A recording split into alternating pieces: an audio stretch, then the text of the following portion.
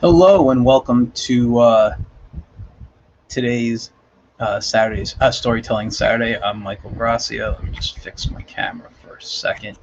I'm using a new green screen test, and I'm starting to feel like my color's kind of off. I feel gray, very much against my red background. I don't know if that's the case. Let me see.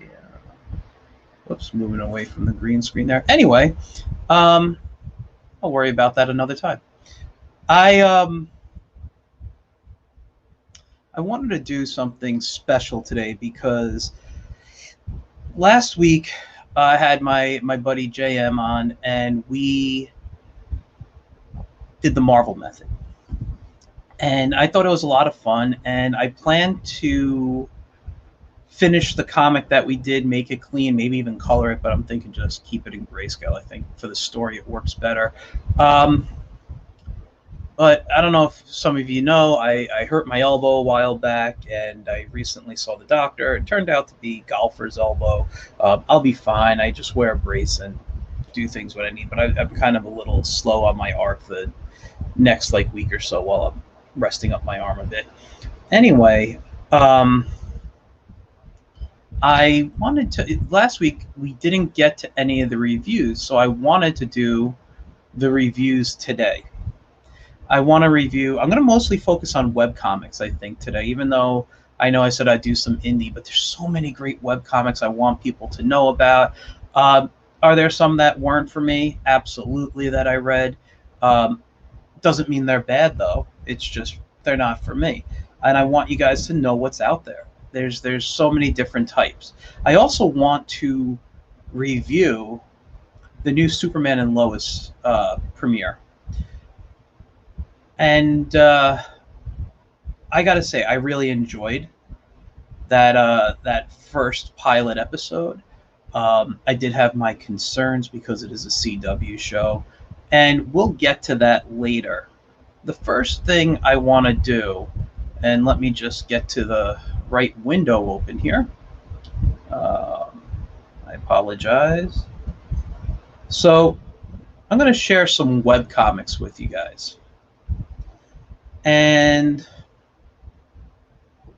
what's this here? I don't need that up. I just want to make sure I'm not giving you guys anything you don't need. Now, the first webcomic I'm going to talk about wasn't something that was really for me, but it's not a bad comic. It's just not the comics I go to read, and it's not like the last book I talked about. I'm sorry if I'm looking down. I'm looking at my my Cintiq because it's just a bigger screen, so I like to go there. So the first one, and it's not, and like I said, I want you guys to know up front, this is not a bad comic. It's just not a comic I would go and read. But it's different than what I was talking about when I reviewed that other comic, which I'm blanking on the name right now, about the what do they call them? The hooligans there, where it was, overly violent and sexualized. Again, nothing wrong, just not the type of comics I like to read. This one kind of is the reverse. It's very simplistically drawn, which I actually enjoy. I like that simplicity there. And let me give it the full screen so we can see it here. I really do like the simplicity in the comic. I like that it's a comic strip format. What I'm not into is I can't tell if it's supposed to be funny or not. It's a diary comic. It's called All About Me. It's by artist Tiffany. Is it Tiffany? This is another one. Tiffany Babb. This is her page on Tapas. And I haven't looked to see any of these others that it says library. I don't know if that's mine or someone else's. I'm rarely on top of this. I'm not even logged in. But I wanted to learn more about her. And it's a diary comic. And so she's talking about her life. And not that it's bad or boring. It's just I can't tell if she's trying to be funny or not. And if she is, I'm not getting the humor. But it's a nice to see what's going on in someone's life. I like the simplicity of the illustrations. It's it's kind of sweet. I don't know anything about her. I don't know her age. I don't know her ethnicity. I know nothing about her. So I can't. I'm not gonna. I definitely wouldn't knock the art, but I love that it has this kid-like feel to it. This very childlike illustration feel. I love it.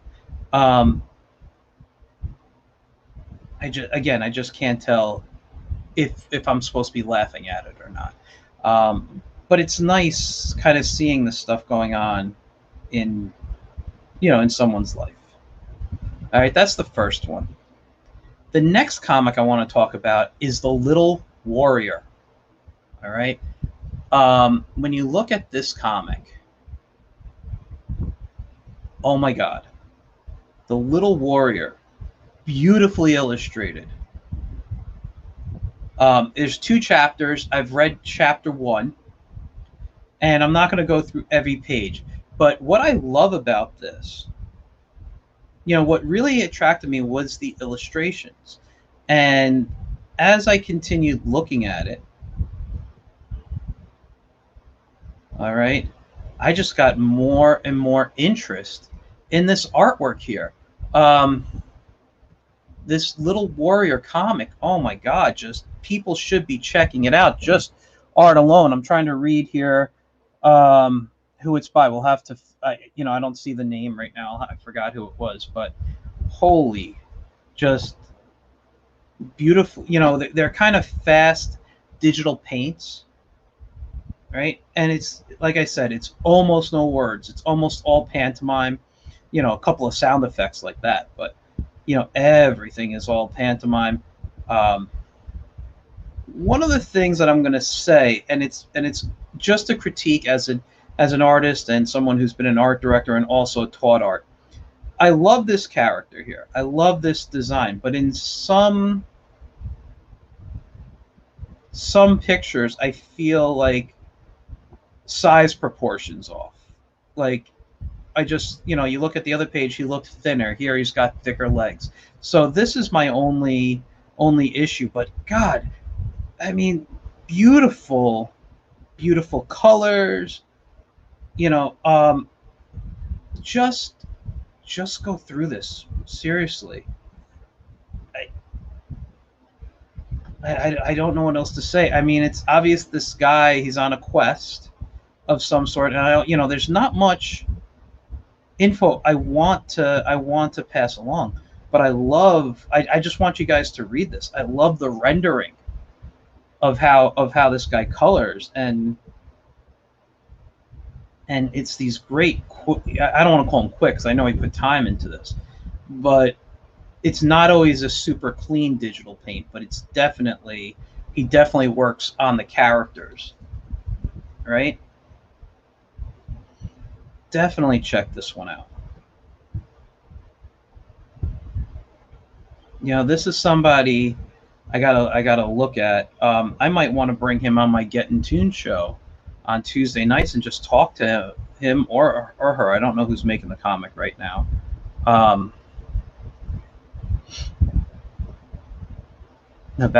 About their story, how they came up with this idea, their working method mostly. I might even want to bring them on this show and have them maybe demo how they work, because this is gorgeous.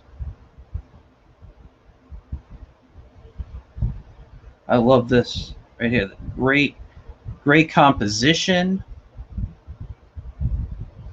great movement in the characters. Holy man, just look at that. Look at this panel right here. Just the the angle of the guy. I mean, this guy knows what he's doing. Man, I don't want to show every single page on here, but this guy really knows his stuff. I don't know what else to say. The colors, gorgeous. The poses of the characters, gorgeous. This is just a gorgeous comic, I think. And the story. Now, I know I haven't even touched upon the story yet. Well, except that it's supposed to be about this warrior who obviously stumbled onto something that he probably shouldn't have.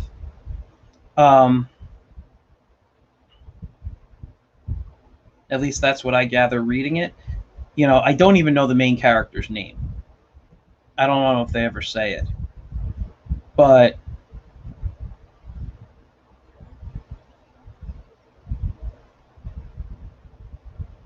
yeah, it's, you know, the story moves very well panel to panel without the words. And again, I'm just fascinated by what I'm seeing on here.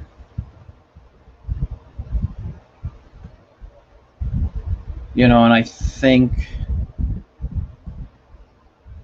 you guys will enjoy too. It's easy to follow along, even if that at last wasn't there and he didn't know what he was saying or something, you know.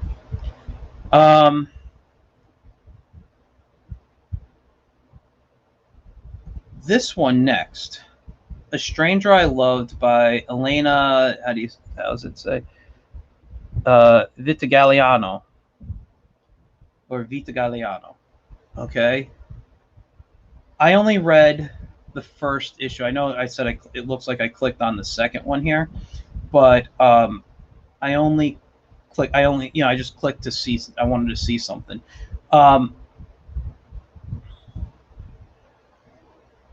Let's talk about this. Elena is a fantastic artist. I loved looking at this work. Really knows her stuff. Really big. Definitely big manga influence there. So let's take a look at first The Bet. Now I'm going to go through this real quick. Hold on. Sorry, guys. I needed a sip of water. So there are no guarantees in life or in human relationships. Every connection with another person is an ultimate gamble. And is that Fritzscher? I'm sorry, Fritsch. Yeah, I don't know. Anyway, it starts with a nice quote, and as we scroll down, and we look, we can see someone struggling to paint. And I think as an artist, we can all relate. You know, anyone who does creative work, we can relate to what's happening here. And sorry, just checking something. And we've all struggled with creating at some point in our lives. You know, and as I read this here, I can't paint anything. How did I end up like this? And the obvious torture she feels inside, the internal, you know, and then you bring it to class. She's obviously in school. It's a well executed still life, Elisa, but can you tell me why this represents your inner world? Then she goes, because maybe sometimes life is very still inside us. And basically the teacher's like, if clutching at a straw was a sport, we'd have a gold medalist here. So basically she was BSing an answer. I think we all kind of did that. But listen, everyone, what we want to find here is our true self. Now, and then says, are we brave enough to look for it? And if and when we find it, are we brave enough to show it to others? Do we have the courage to depict what we really care about, putting our weaknesses at mercy of our audience, and to do it again and again, even after failing? Now, as someone who has been to art school, as someone who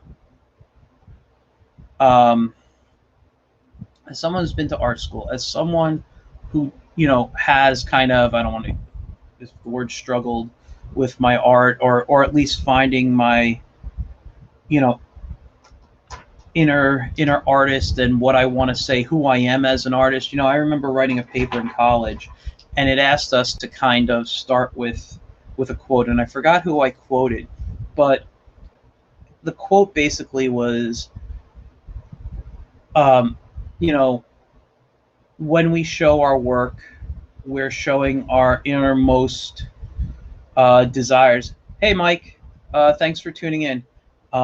Yeah, so the quote was something like, we you know, we when we show our art, we're showing our innermost desires, our dreams. We're putting it out on the paper, and we wear our hearts out on our sleeves. You know, we are trying to show the world what is inside us, whether we're trying to comment on society or whatever. And to start with someone kind of searching for who they are, and trying to think back what makes them the artists that they are. It can be a tough question. Now, I've always felt that showing my art, being a cartoonist even, is one of the scariest things. Anytime you show your art to anybody, you know, it's open to interpretation, and anyone could just say one thing and it could destroy you. You know, posting work on social media even. I mean, I know artists, they post work, and if it gets 3 likes, they're like, why didn't it get more? You know, or if it gets 50 likes, why didn't it get 60? You know, people aren't, you know, artists were self-conscious, a lot of us. You know, it's why aren't we getting more and more love we want to show? And then it could be a reflection on that. So social media has definitely hurt stuff, but it's also helped. And, you know, if you ask for critiques, people are happy to give them. There's some great people out there. But the artwork here, and this beginning part of her trying to figure out who she is a great, is just great, showing as an artist and kind of messing up in art class the assignment. And here she is on the train looking, you know, she's texting with her friends, who I think are part of the next one right now. And then they kind of introduce the friends in the story. And then she remembers about her grandmother, you know, nonna, which is Italian for grandmother. And you know, her grandmother obviously passed, and she was a big influence, and they obviously paint together. She taught her about art, you know, and you know, now she gets on the train, and obviously she's trying to get into her chair, but someone is sitting in it. Oh no. So she you know, she talks to the guy. The guy eventually gets up, and she actually interacts with this girl here. So it's Elise. That's not Elise. I forgot her name, but it'll come up towards the end. But they have this great conversation, and you can kind of see definitely a friendship, possibly a romance starting here. And you know, they talk about their lives and everything, and they don't introduce each other till the end. So I'm just showing the first one, so you guys can go and read this. And this is on Webtoons. Let me just find where, because it's bothering me that I forgot her name. But they have a very deep conversation.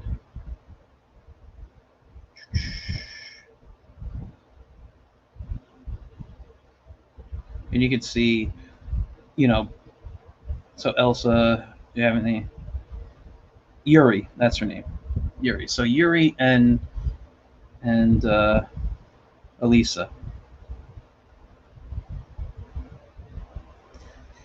And obviously at the end, they, you know, there's definitely a connection. They shake hands, and they say, what about a hug? And they come in and they hug each other, and there's definitely a little bit more than friendship going on. And they end with, maybe let's get coffee sometime. You know, it's this. You know, this is called. What did I say? This was called A Stranger I Loved. Now, if I go back to the main page of this, you can see right now there's only 5 issues. It hasn't been updated since June. I don't know if that's the end of the story. Excuse me, but I haven't read it. But I do plan to finish this.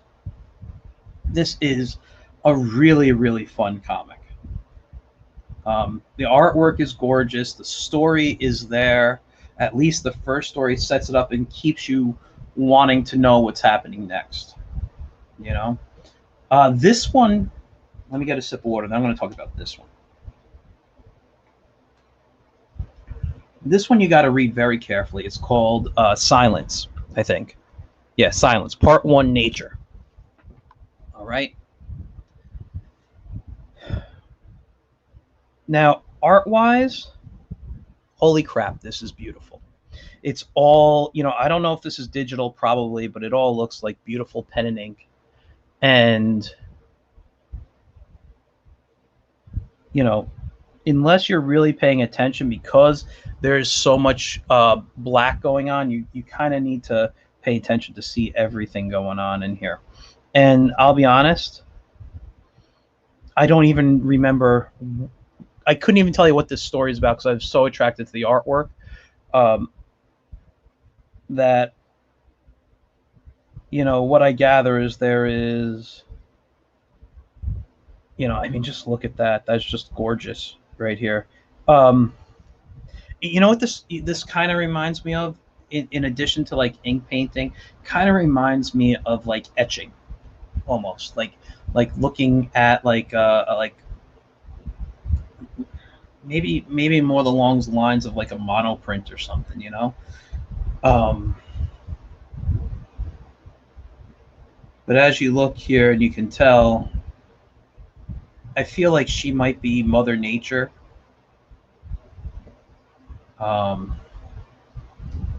But yeah, I see somebody really working hard to create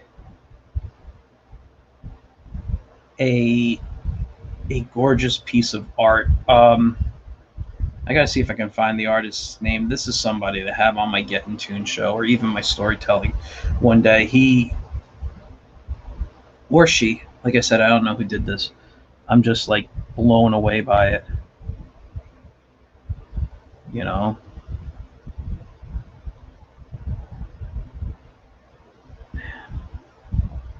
I could totally see this being, you know, I obviously know it's not etching, but it just, I can see somebody doing like etchings and stuff on you know, into like some kind of copper plating, or even like monoprints off plexiglass or something. Just wow, this is just gorgeous.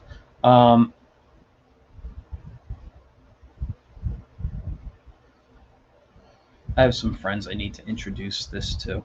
This is just beautiful. You know, without, it's obviously everything there is basically without words. So for some it might be a little difficult to follow. I got to go back and really reread this, but because like I said, I kind of lost what was going on. I think she might be Mother Nature. But just looking at this, it reminds me of a friend of mine's art a little bit. Only his is more rock and roll. He was on my Get in Tune show. Him and another friend of mine, they have a company together called Fugitive Poems, and it's Christian DiMatteo and James Lyons. James Lyons is one of the most he's one of the most talented artists I'll ever meet. And this reminds me of something that he would do, but it's a little bit like I said, his stuff is definitely more like looking at like rock and roll magazines or something. He definitely has that feel, but he can get into this artsy, you know, illustrative feel if you really wanted to. I got to share this with them. Wow, just great. Definitely check out Silence. Well, yeah, Silence. The next one is a comedy strip I'm going to talk about. This is called Momentally, and I love this strip. It talks from a mother's point of view. Now, I'm not a mother, not even a parent. I'm an uncle. I have 5 nephews. I work with kids, so I've seen mothers. I see the stress they can go through. I have friends that are parents. I see how how they have to deal with things. And let's just go back to the very first, the very first comic here. All right. You can see within a few strips where this is going and the humor on this. All right.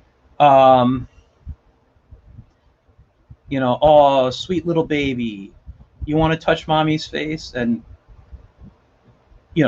it's hurting the mother. And how many parents actually been through that? I mean, heck, even as an uncle, I've had my nephew, as babies, holding them, kind of grab my face and squeeze and pull. So you can relate to this type of stuff. Oh man, I kind of reek. I didn't shower yesterday. No, I gave the kids a bath last week. No, oh dear, I haven't showered in a month. And that kind of goes with the self-care of being a new parent. You forget that you're not really taking care of yourself. I think that's great. It's very funny to me. Finally, a moment alone, very happy, and then screaming, "Mommy!" She's in the shower. No peace for the parents or the mother. So here she is in love with a chocolate. Come away with me, and the chocolate bar's taking her away, and and says the husband comes in. What are you doing? I'm assuming that's the husband. Stay out of this, and she's just really enjoying her chocolate. This one was an okay joke. A child unattended called the authorities. Where has thou mother gone? And so it was right there, but the mother wasn't paying attention. This one I like. Oh, what a tough day. I just need my best friend.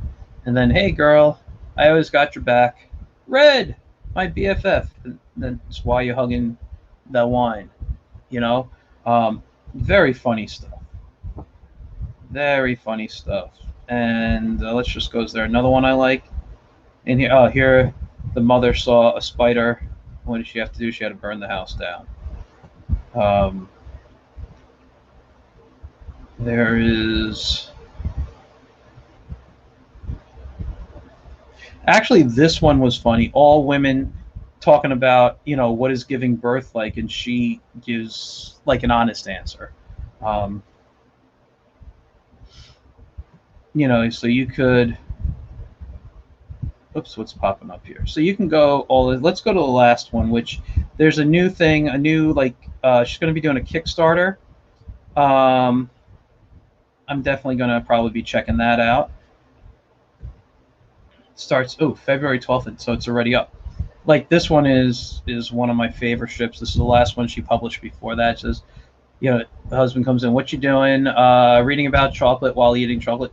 It says, sounds about right. It says the article says that chocolate is good for diabetes prevention and heart health. And then the husband says, well, that's probably very dark chocolate and probably in small portions. And then she says, shh, chocolate is healthy. And I don't know, maybe I just found that one hysterical. So I got to look this up and see if it's still available on Kickstarter. But this strip, Momentally, it is momentally.com. I recommend you guys going and check that one out. Now, the next one. Let me get another sip of water. Nothing Special. I can't give a lot away about this. All right. She's done so many parts to this and I've read the first maybe 7-8 chapters. This is just a fantastic fantasy story. It's on Webtoon. Look up Nothing Special. It's by Katie Cook. I love her artwork. I love her storytelling now. If anyone knows Webtoon, the format is usually just kind of scroll down. They don't usually put up um, like standard comic book size, although some do. But this is traditionally a format. And Katie is someone I'm going to ask to come on my Get in Tune show, because I'm just so fascinated by this. And this right now may be one of my new all-time favorite webcomics. I know I'm very far behind, and I got a lot of catching up to do, but holy, it is a good story. Like, holy. So here's this little girl, all right? Her name is Callie, and she's a white-haired girl, and she's obviously in this magical land, right? And this is the gate. You can't, her father, who's right here, doesn't want her passing the gate. She says she's too young, or he says she's too young, and she's like, when will I be old enough? And he says 17. 17's a good age. And then he goes into his magic shop, right? But as she moves on, let's go to the next one. Oh, I've read more than, obviously I'm on chapter 9 here. It's all grayed out what you read. She's now older. She has the ability to talk to. She's in the human world, from what I understand here. She has the ability to talk to creatures, and I love the idea of these creatures. The idea of these little creatures here, they are remnants of something that happened. So, like if a tree gets cut down or a flower gets picked, this is kind of like their soul just hanging around, and it's if they went in a wrongful way, like someone picked them and like, so they were murdered, or someone chopped down a tree or something, they'd be a remnant of this tree. And they're kind of like these little sprite-like characters, and they're hysterical, just the way she interacts with them. And only, like, not full human, so you can see fully. They see her looking kind of weird. And I'm not going to read this stuff to you, but as she's going on and whatever and talking, she meets, doesn't really meet this kid. She goes to school with him, and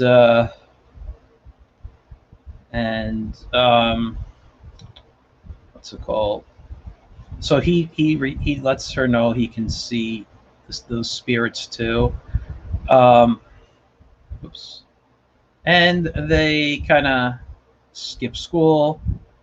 Oh, and his name's Declan. I'm sorry, I forgot to say that. And they kind of go off and learn, and they become friends, and possibly a little bit more than friends. Anyway, what happens, and I'm not going to show each and every story. I want you guys to go and read this and see the art and really read the story for yourself. But basically something happens to her father, and she has to search in the world of magic for her father. And it's her birthday, and they didn't say it, but I'm assuming it's her 17th birthday, because he's 17 years old and they've been in class together since kindergarten. So they both enter the magic world, and they both pass the gate, and this kind of light goes off when they pass the gate. So something special has happened, or whether she gained more abilities, or it set off an alarm to let people know that she's now not safe, or I don't know. I haven't gotten that far, but there's so many things that could be going on. And this comic right here, fantastic, right? Go look at it. So let's just go quickly through. Now, the one, it was called All About Me by, oh God, what was, I'm blanking now. I think it was Tabitha, was it Tabitha? Something Babs, and began with a T, her first name. And I'm sorry, I accidentally deleted off of it. Now, again, she had like a diary comic, and it was very childlike in illustration, which I enjoyed that. I really did, but I didn't find it, I couldn't tell if it was supposed to be funny or not. So for me, I didn't get it. But it was nice to see some of the stuff going on in their lives. If you read further in, you find out she takes her mother, or I think it was her mother, for her COVID shot, and stuff. So she's talking about things going on in her life, and man, I just and you know, it's not bad. I just can't tell if it's supposed to be funny or just, hey, here's 4 panels of what happened in my day today. So it was just hard to tell. The other one I want you guys to check out, it's called The Little Warrior. Beautifully hand painted, digitally painted art. Some kind of looseness here and there, but just gorgeous pieces of art, gorgeous positioning. This guy or girl, again, I got to find out who the artist is. Let me see if they say their name. Hold on. Work by Michael Lorshely, Nargile, Alexei Rudikov. Okay, sorry. Yeah, I don't know on those. So, Little Warrior is great. A Stranger I Loved, great story. I've only read the first issue, but about a girl who is struggling, I guess, to find out who she is in art and meets another, girl on the train, and they seem to be forming a relationship.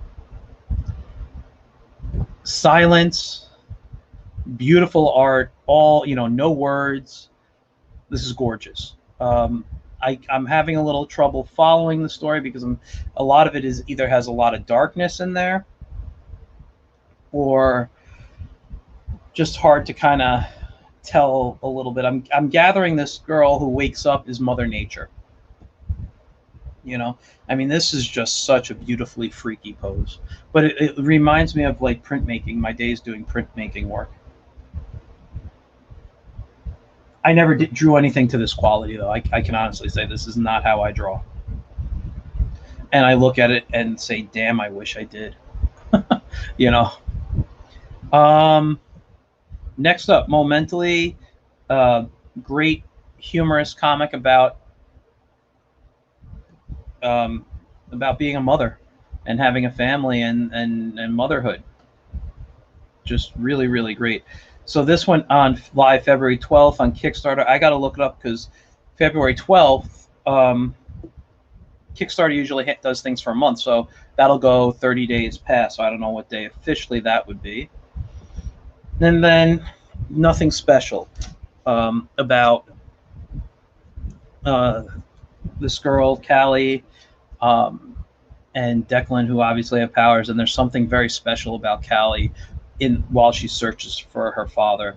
I love this style. It's almost manga, but not. It's definitely manga influenced. But wow, just great stuff. I love looking at it.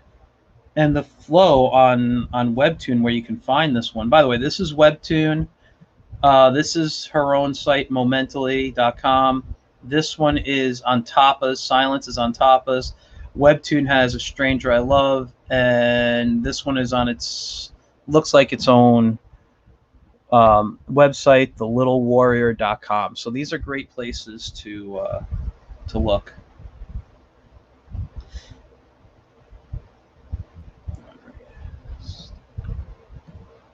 So now getting back to the next what's it called? The next topic. I want to talk about the new Superman and Lois TV series, but mostly about Superman. And not because I'm like, oh, I don't care about Lois. I think the woman playing Lois, which I'm blanking on her name right now, did a fantastic job. They premiered in the Supergirl TV series, and what's the word I want to say?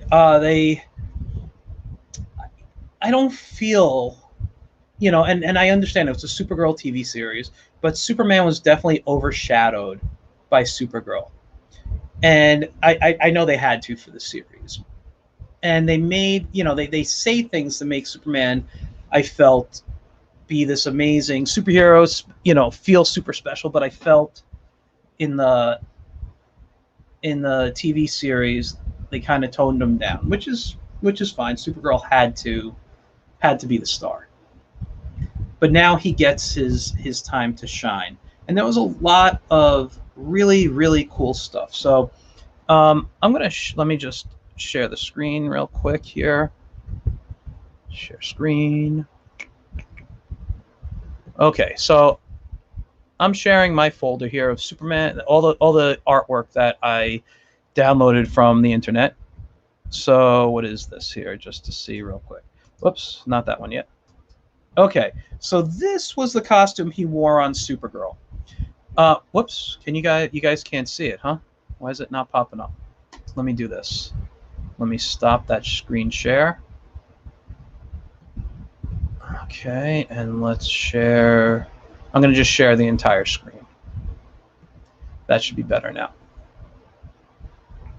So, yeah, now you can see. So this is the suit Tyler wore on the Supergirl TV series. It was, I think they were trying to play around with kind of crossing what was going on in the comics with what was, I feel this is kind of more video game designed, or,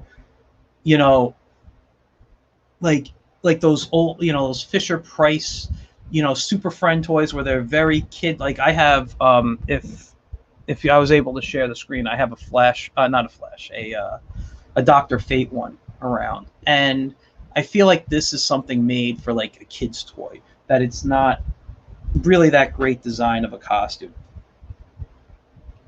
Honestly, I think it would be fine if they got rid of those little kind of goldish clips that the cape goes into, and even the clips around the S. I just don't like those little accents. They even did it on the belt. The belt doesn't bother me, but the accents always kind of did. But I thought when he came on the scene in Supergirl, first of all, one of my favorite introductions.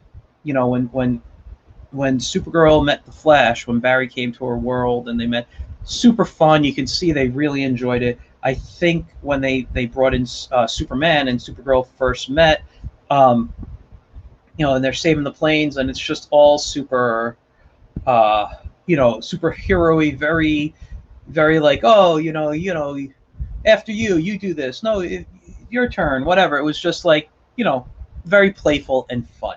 And I thought that was great. But the design of his costume kind of always was like, eh.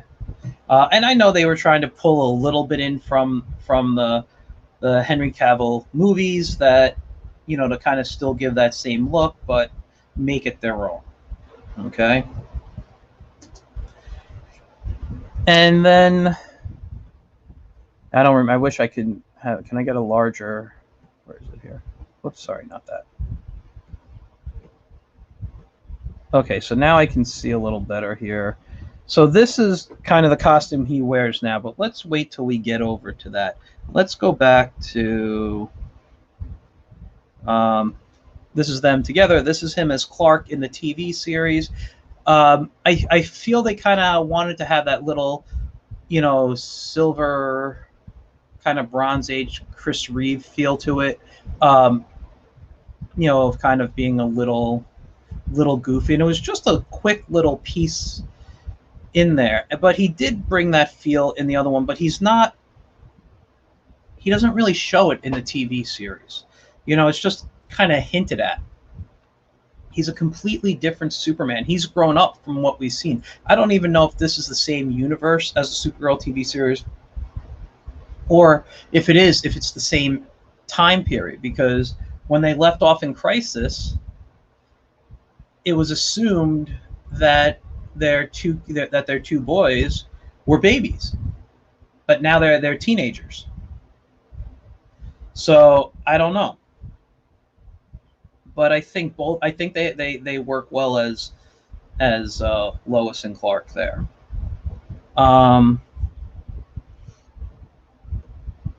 Here he is. Whoops. Let's go to this one. So this is the Henry Cavill suit. Obviously, we can tell it's Henry in there. And I think when they wanted to create the new costume for the series, they wanted to have kind of an influence, but still make it their own.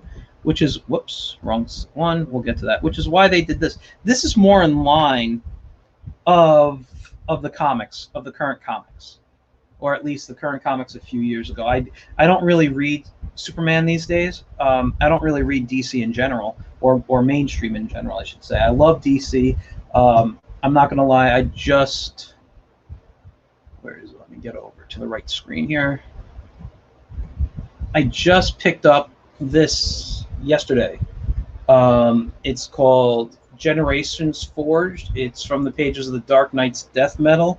I didn't read any of that, but I just really enjoyed looking at the artwork inside in the shop. It reminded me of very old school comics that I read. And, you know, who are the artists? I mean, it's got tons of great people. I mean, you could check it out yourself. I haven't read it yet. I plan to get to it this weekend.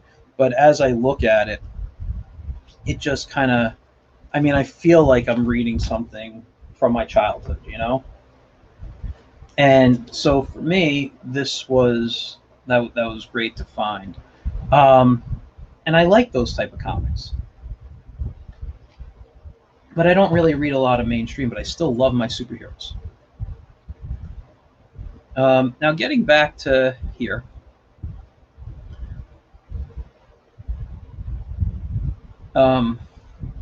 You know, I like this design that they're going for in the comic, that they're trying to make it look like comics. Now, when the design I remember looking at in the comic books, when I just see pictures, I feel like this is more of a metallic suit that he wore. But I like kind of how they broke it up, almost like it's cloth, or that it is kind of a clothy material. But it's very reminiscent of the of the Henry Cavill stuff. So then next, I want to go to this picture here, which I already know I showed. But this is kind of a reference to Action Comics #1. You know, it's kind of got that PT Cruiser look there, or it is. And here he is. Instead of holding it up in the other way, he's kind of, you know, saving it, bringing it down. But on the comic cover, it's a green car. This is a green car. Very, very, you know, nice tribute to it without actually copying the cover. And then, and I know I've clicked on this one a few times. I really wanted it to be a surprise, but here he is in the Fleischer costume. How cool is this? His first costume that he wears is the Fleischer costume. You know, the Fleischer, you know, era of the 1940s animated Superman cartoons, some of the best animation, some of the best Superman cartoons ever made. And you know, when they recreated the look for Batman the Animated Series, Bruce Timm went back and looked at the Fleischer and pulled stuff from it, so that when they ended up doing the Superman cartoon, they were looking at the Fleischer cartoons again. But Bruce Timm was looking at that style to help create and develop the Batman the Animated Series style. So, you know, it's this was a nice callback to different parts of Superman. And in the first 5 minutes of this series, we find them kind of retelling the Superman story, which was very nice to see. Number one, it just kind of catches up new people being introduced, although I don't know who doesn't know Superman's story. But I'm a comic guy. I've known it since childhood. There may be people out there or young kids who still need to be introduced. So wrapping up his story in 5 minutes was really a nice, just, hey, let's just get this out of the way. Krypton exploded. He's here. And he grows up to be a superhero, right? He, you know, he reveals his identity to Lois. They get married. Boom, they have kids. Now, fast forward, they're living in Metropolis. They have teenage kids. He's doing his job as Clark. He's doing his job as Superman. He's doing what he has to do. And now he has being a parent thrown into the mix. And, you know, he's Superman. He doesn't fail, but he's not doing well as a parent, at least to one of the kids. We have one kid, Jonathan, who's like Mr. Superstar. He's team quarterback. He's the one that is like the perfect child. And then you have his son Jordan, who has anxiety, and he doesn't fit in well, and all this stuff. And because Clark is Superman, he has to fly around and save lives. He's not always there for his son when he needs it, and so that causes some issues. So he's just a normal parent when when he comes home.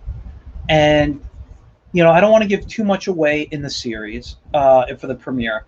All I'm going to say is after the death of Clark's mom, they go back to the farm and they decide to move to Smallville to kind of get a new start.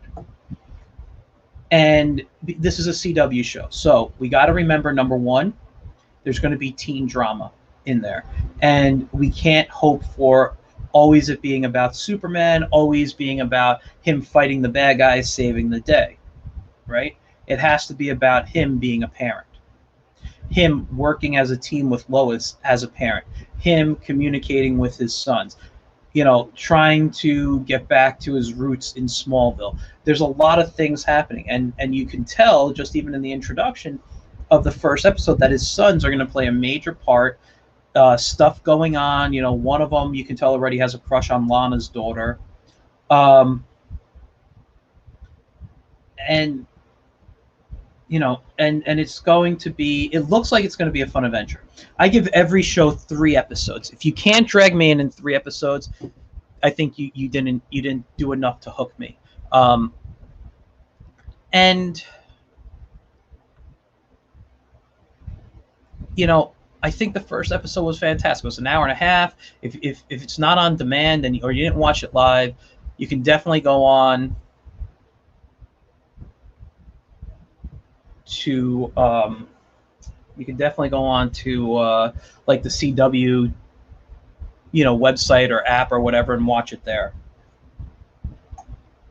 Excuse me. And if you don't have the CW, it's always live on the app the next day. So definitely go spend an hour and a half and watch it. It really is a fun story. If you're a Superman fan, there are Easter eggs in there, and I'm not going to go through all of them because I don't want to spoil the show for anyone. I mean, I told you the gist of it, but I think we're headed in the right direction. I feel they got Superman right.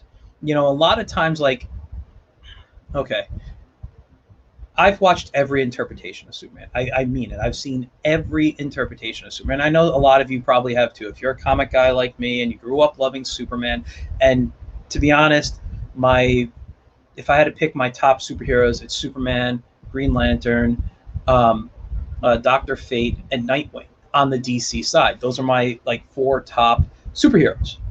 And Night and Green Lantern wise, I've always been an Alan Scott fan and a Kyle Rayner fan. I like Hal, I like John, I like a few others. Guy is good too, but Kyle in the 90s when he was introduced, I thought was a fantastic character. I always enjoyed Hal, but Alan Scott, I love the old stuff, and so I like that a lot. Dr. Fate, I just love magic users. I think he's a great character. But Superman's been through so many interpretations, and I think I've watched everything at least that I know of in the U.S. So I've watched the Kirk Allen Superman what do they call it, movie serials. I've watched the Fleischer cartoons. I've watched the Super Friends cartoons, which was probably my first actual introduction. I watched the Chris Reeve. I watched the George Reeves. or George, I forget who has the S. Chris Reeves, I think, right? Christopher Reeves, I think so, and it's George Reeves. Um, you know, the Ruby Spears Saturday Morning, the '90s, you know, Bruce Timm Justice League. I've watched, I think, every DC animated film that they've had. I even watched somewhere once, I think it was bootleg, but they had a Superman musical that was recorded. Um, so I've seen it all. Lois and Clark, Smallville. I've been a Superman fan. I've read tons of Superman books. It was one of the major ones I collected when I was collecting mainstream comics. So I really do have a love and a passion for this character. Um, and I just want to see him done right. And I think what they're doing right now, it's a new version of Superman that we haven't seen. And when I say new version, I'm not talking his superpowers. I'm talking it's a new version in a role we've never seen Superman in before as a parent. And yes, I know if you read the comics, he has a son, and you know he's kind of the new Superboy or Superman or whatever he is now. But most of us haven't read that. You know, this are a lot of people's idea of Superman comes from the TV screen, and I don't see him as the bumbling Clark that Christopher Reeves was. I don't see him as the kind of the bumbling Clark that he kind of even portrayed a bit in the Super. I see him as just more not bumbling. I see him more as really a kid from Kansas. Just he's a farm boy. He's just a nice, you know, middle America, you know, kid. He's the all American, as at least as Clark. He's the all American kid. He's basically Rishi Cunningham, you know, and as Superman, you know, you kind of see that come out even more. That true Boy Scout, and that's how I've always seen Superman. And I feel they captured that aspect of Superman really, really well. But now adding the idea of him being a parent into it is just a whole other level that we don't get to see. And how do you know? And anyone out there who's a parent knows this.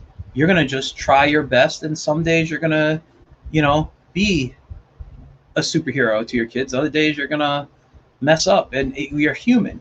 And we're seeing the more human qualities of Clark come out in here because of his responsibility to the world or to whatever. You know, as Superman, his responsibility as Superman is bringing out his more human qualities in him as a parent.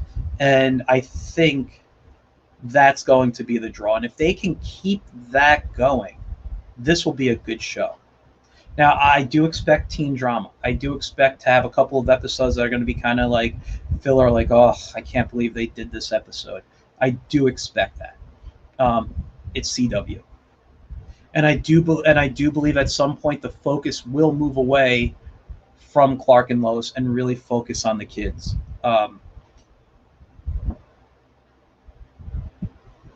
But if it's done correctly, I won't mind it. You know, I've been a CW fan since the CW shows, since Arrow started. But I will say every show declined. A lot of them start off with a very strong first season and then decline. And we're getting shows being canceled now. I think I heard Black Lightning's being canceled, Supergirl's being canceled. I think Legends is being canceled. The only one that's around still really is The Flash. And The Flash has been going downhill for a few seasons now. It should just be called Run Barry Run, to be honest with you, because that's how they advertise every season. And you know, and last year they premiered Stargirl, which I loved. I'm a big Golden Age fan. I love the JSA, and I loved when they brought Stargirl into the comics back in the the 90s, I think it was. I thought she was a great character. I really liked the way they They handled her. So I thought this was a good first season, and it's going to be built up to a second season. I believe, and I know I shared something on Facebook for those who follow me, that John Wesley Shipp will be in the Stargirl TV series. I think it was episode 9. They said so. They're bringing in Jay Garrick. They're bringing in more and more classic characters, which I love. I don't know if they're going to do that to Superman. Is he in a world on his own? Does he exist in this here? But, I'm hoping they don't mess up the Stargirl season 2 in any way. Superman, I believe, will have a very strong first season. Will it continue afterwards? Who knows? But if they can keep Superman to true who he is, and keep on, humanizing him more and more, especially as a parent, but don't overdo it where it becomes a boring, whiny, repetitive, I don't know if I'm a good father type of thing, then this show will succeed. I do believe it. If they're going to throw in little, and they may do this in only this episode, but knowing the CW, and I heard they have people, I heard somewhere that they have people, I believe, who work on like HBO stuff, the writers there working on this series. So maybe they're trying to up the writing. I don't know. I'm just hoping to see something really, really good because I do love Superman. I love this character, and I want to see this succeed. And not just because of little things like this, but because this is Superman now. Tyler looks the part. He looks a little, unshaven there, which, he's got his 5 o'clock shadow. That's obvious. But, Tyler's looking the part. He's looking like this could be a Superman for a new era. I grew up, I was born in 76. I saw the Christopher Reeves movie when I was a kid. In the 90s, I was a teenager and Lois and Clark came out. I saw Dean Cain as Superman. I've watched every animated interpretation. I'm a big fan of the George Reeves TV series. To me, it doesn't matter who's playing Superman, playing Clark, as long as it's done well. And I've always liked Tyler's portrayal, even since Supergirl. There are some things that, like I said, in his costume, I wasn't happy with, but I'm really happy with what I saw. I really feel they're honoring the character well and bringing something new that we haven't seen Superman, or Clark ever have to deal with, and that's being a parent and trying to balance the responsibilities of saving the world with being there for his sons. It really is something that I'm hoping turns out well. It is something that I think we'll see, we'll see grow and be better. But again, I give it 3 episodes. If it doesn't catch me in 3 episodes, I'm not there for it anymore. But I can see this image of Tyler. This is classic movie, classic comic, video games. This is, to me, Tyler is a Superman for a new era. And I think we're going to see some good stuff come out of this. I'm hoping, at least.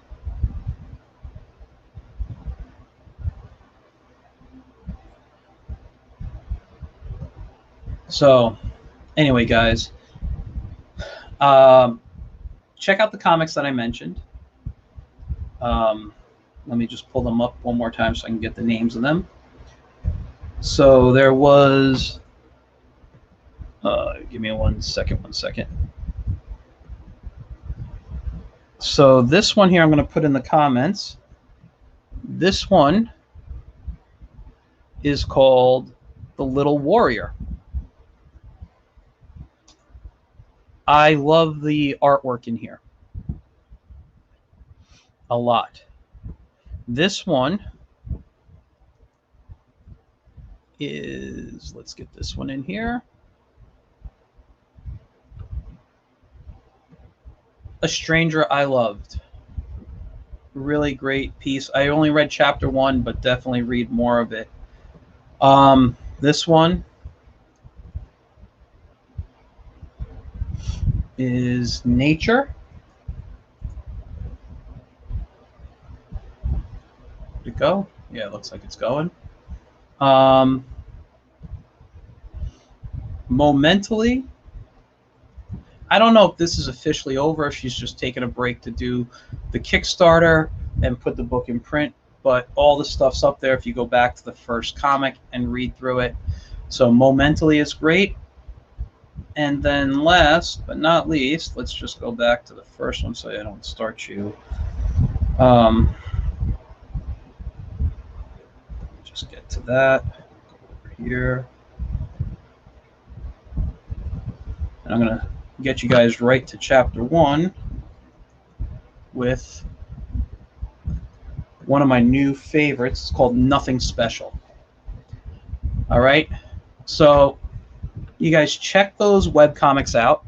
I will have more webcomics review, if not next week, definitely the following week. I have indie books I'm still reading. I just picked up a few at the comic shop the other day, so I'll have those to review. But next week, my buddy Jay Piscopo will be on, and we're going to talk about public domain and the importance of public domain in storytelling and why we can use it for lots of different, and why people should be looking at public domain. I think there's so many. I'm trying to think. Sorry, I just blanked on the word. I think there's so many great characters out there, whether they're superheroes or not, that you have access to that people aren't utilizing, that may already have a built-in fan base. So I recommend tuning in next week for the public domain topic. I'm probably going to have him pop on one of my Getting Tunes, but next week on Getting Tune on Tuesday, look out for the ads coming out later today. I have some great guests who worked on an anthology and put an anthology together. So we'll talk to them, and hopefully I see you all Tuesday night, and then see you next Saturday. You guys have a great rest of your weekend, and I'll see you soon. Bye, guys.